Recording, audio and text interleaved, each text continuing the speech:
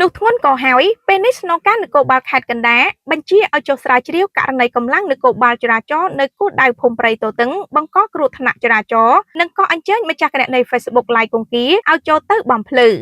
មហាជនពិតជាបានដឹងហើយថាកាលពីថ្ងៃទី2ខែមេសាម្សិលមិញមានហេតុការណ៍ភ្ញាក់ផ្អើលមួយបានកើតឡើងនៅលើបណ្ដាញសង្គមបន្ទាប់ពីម្ចាស់គណនី Facebook ឈ្មោះឡាយគង្គាបានថតបង្ហោះសកម្មភាពមន្ត្រីចរាចរណ៍មួយក្រុមនៅគោលដៅភូមិព្រៃតូតឹងស្ទុះមុខកាក់រថយន្តមួយគ្រឿងបង្កឲ្យរថយន្តមួយគ្រឿងទៀតមកពីក្រោយបកគូតហើយអ្វីដែលមហាជនហួសចិត្តនោះគឺក្រោយពីមានហេតុការណ៍នោះស្រាប់តែមន្ត្រីនគរបាលចរាចរណ៍ដែលជាអ្នកបង្កហេតុនោះមិនបានទៅវាស់វែងធ្វើកំណត់ហេតុរកដំណោះស្រាយឲ្យប្រជាពលរដ្ឋទេបែរជានាំគ្នាលើកសម្ភារៈបើករថយន្តគេចចេញពីគោលដៅអស់តែម្ដងធ្វើឲ្យមហាជនរិះគន់ឡើងប្រងព្រាតពីភាពមិនទទួលខុសត្រូវចំពោះទង្វើរបស់ខ្លួនហើយភ្លាមៗនោះលោកឧត្តមសេនីយ៍តូឈឿនសុចិត្តបានបញ្ជាកម្លាំងជំនាញចុះស្រាវជ្រាវស៊ើបអង្កេតលើករណីកម្លាំងនគរបាលចរាចរណ៍ពាក់ព័ន្ធក្នុងការអនុវត្តរដ្ឋបន្តឹងច្បាប់ចរាចរណ៍ផ្លូវគោកនោះហើយនឹងបានក៏អញ្ជើញម្ចាស់គណនី Facebook ឈ្មោះឡាយគង្គាបានថតបង្ហោះមកសាកសួរបំភ្លឺបន្ថែមដើម្បីមានអង្គហេតុច្បាស់លាស់ឈានទៅអនុវត្តប្រកបដោយតម្លាភាពសូមរំលឹកថាកាលពីថ្ងៃទី2ខែមេសាឆ្នាំ2025មន្ត្រីនគរបាលចរាចរណ៍មួយក្រុមបានដាក់គោលដៅត្រួតពិនិត្យអនុវត្តច្បាប់ចរាចរណ៍ផ្លូវគោកកំណត់ផ្លូវជាលេខ3ចន្លោះបង្គោលគីឡូម៉ែត្រលេខ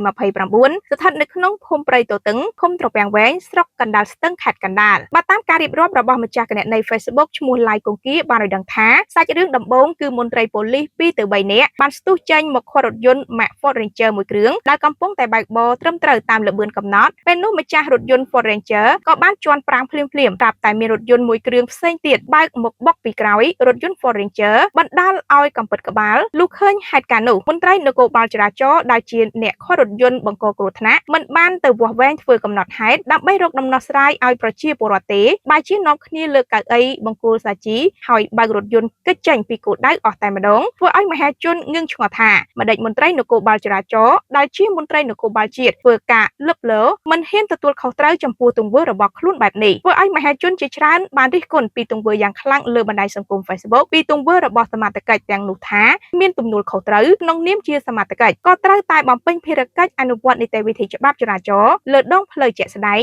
ដូចជាត្រូវវាស់វែងធ្វើកំណត់ហេតុជូនប្រជាពលរដ្ឋផងដែរមិនក៏ត្រូវរត់គេចរូបភាពអាក្រក់បែបនេះវានឹងដក់ជាប់ក្នុងក្រសែភ្នែកក៏ដូចជាក្រអៅបេះដូងប្រជាពលរដ្ឋពិបាកនឹងបំភ្លេចក្រោយពីឃើញវីដេអូលោកឧត្តមសេនីយ៍តូឈឿនសុចិត្តក្នុងការនគរបាលខេត្តកណ្ដាលមិនបង្អង់យូរបានបញ្ជាកម្លាំងជំនាញចុះស្រាវជ្រាវស៊ើបអង្កេតអំពីទួលនីតិភារកិច្ចទៅលើកម្លាំងនគរបាលចរាចរណ៍ពាក់ព័ន្ធក្នុងការអនុវត្តរដ្ឋបន្តឹងច្បាប់ចរាចរណ៍ផ្លូវគោកនៅគោលដៅនោះហើយនិងថែមទាំងបានសំណូមពរដល់ម្ចាស់គណនី Facebook ឈ្មោះឡាយគង្គាចូលរួមសហការជាមួយស្នងការដ្ឋាននគរបាលខេត្តកណ្ដាលបំភ្លឺជុំវិញនឹងរឿងនេះផងដែរដើម្បីឲ្យអង្គហេតុច្បាស់លាស់ឈានទៅអនុវត្តប្រកបដោយតម្លាភាពជុំវិញបញ្ហាខាងលើនេះដែរមហាជនរងចាំមើលថាតើភាគីណាខុសភាគីណាត្រូវ